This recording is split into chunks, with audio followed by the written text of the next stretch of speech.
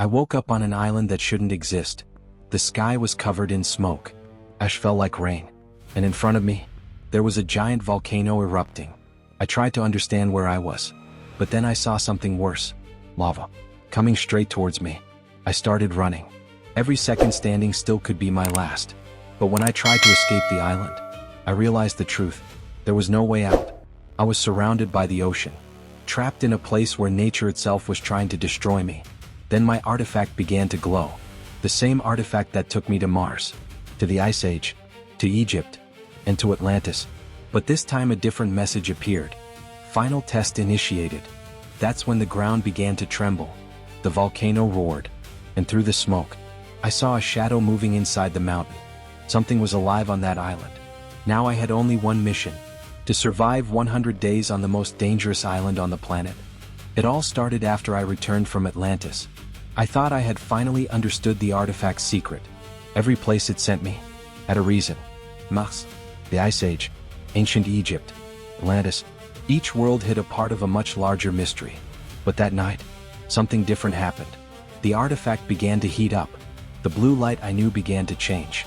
It turned red, like fire. My compass began to spin uncontrollably. Then a new message appeared. Last element found. Location unknown.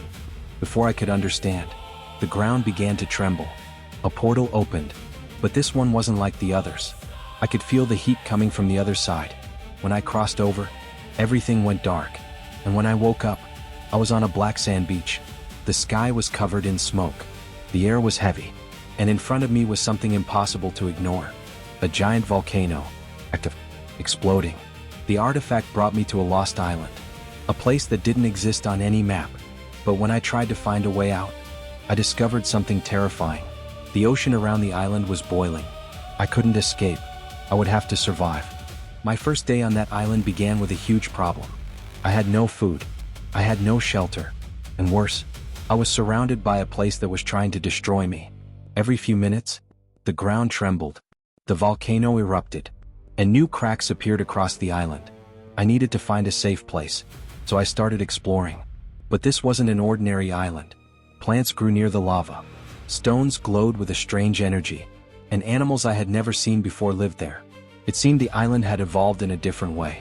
After hours of walking, I finally found a forest far from the volcano. I got water. I found food. And I started building my first shelter. For the first time I thought I could survive. But when night fell, everything changed. The volcano began to glow. My artifact responded. The same red light appeared. Then I heard something coming from the mountain. A deep sound. As if something was waking up. I looked to the top of the volcano. And in the middle of the smoke, I saw two eyes shining. I wasn't alone on that island. After seeing those eyes inside the volcano, I realized that island hid something much bigger. It wasn't just a dangerous place. It was unlike anywhere else on Earth.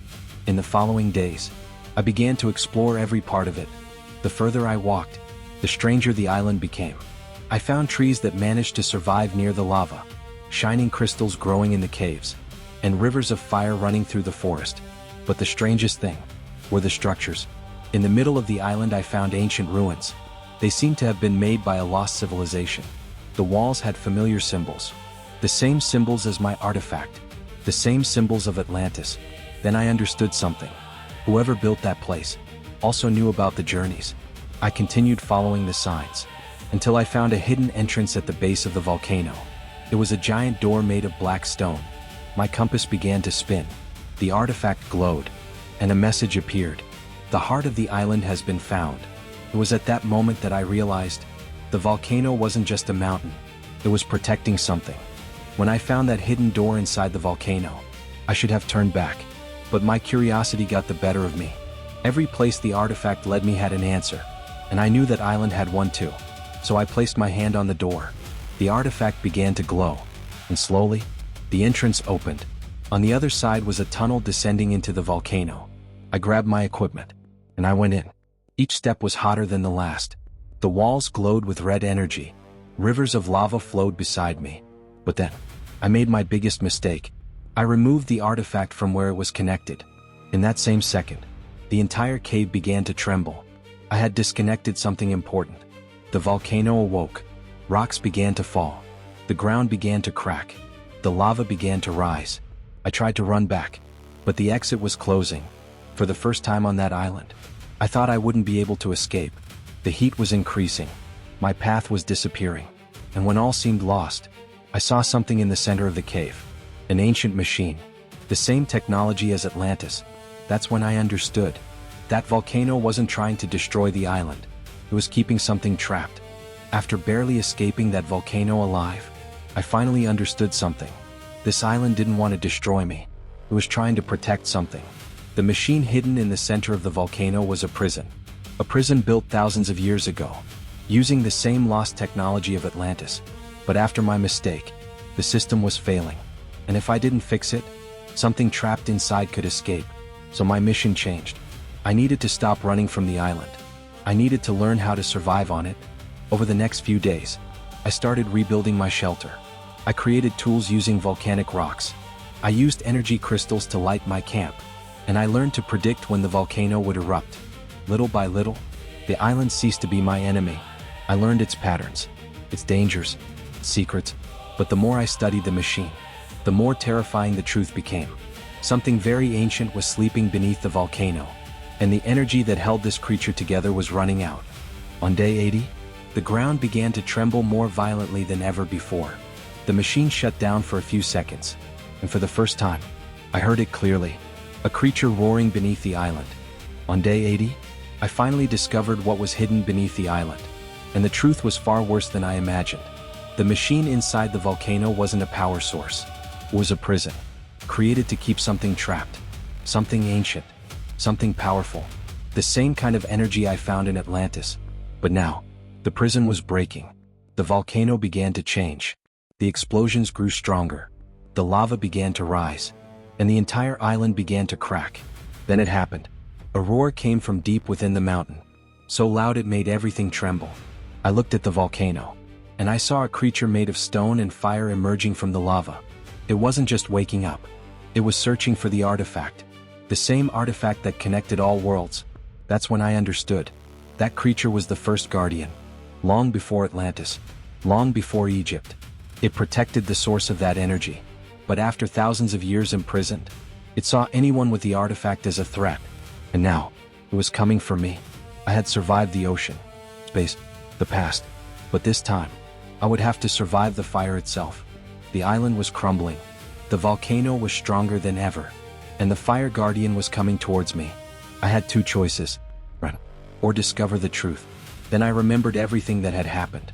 In all the worlds I visited, nothing was exactly what it seemed. The creature from Atlantis wasn't an enemy. It was a protector. Maybe it would be the same here. So I stopped running.